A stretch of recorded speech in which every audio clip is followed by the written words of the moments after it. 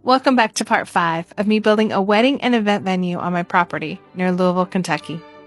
One of the things that made this property perfect for a venue was the fact that it had a pond.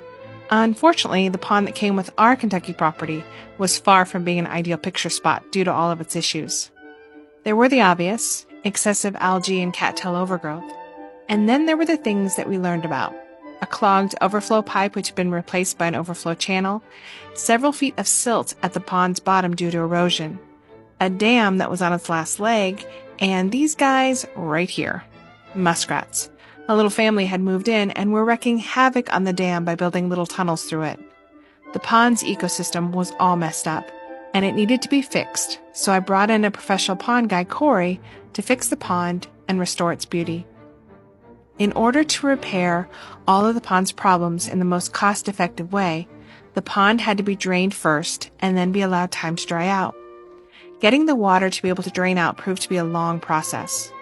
Corey first started by making the existing overflow channel deeper. This released a lot of water, but there was still a lot more to go. He then created a land bridge to get closer to the center with his equipment, but all that silt was making it difficult to get as close as he needed to be. His next step was to pump out the water using a pumping system.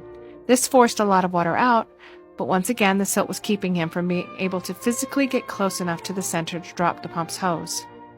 By this time, though, the water was low enough for Corey to safely dig out a large channel through the dam. This channel was able to release much of that water from the center of the pond. However, there is still a bit of water that remains due to the 2 natural springs that continually feed into our pond and then exit out the new channel. These springs are going to be a blessing when the pond's reconstruction is done and it's time to allow the pond to fill back up again. But for now, we wait for the several feet of silt to dry out. Until next time.